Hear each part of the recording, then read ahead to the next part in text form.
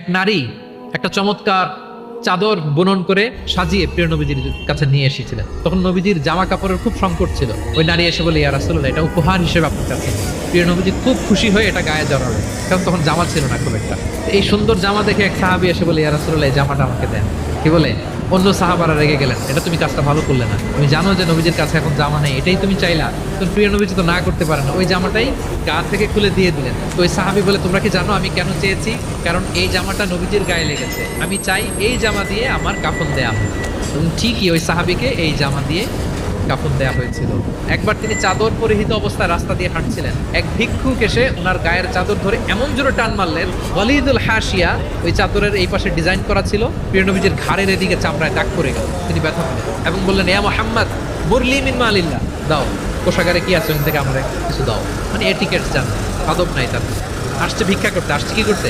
ভিক্ষুকরা তো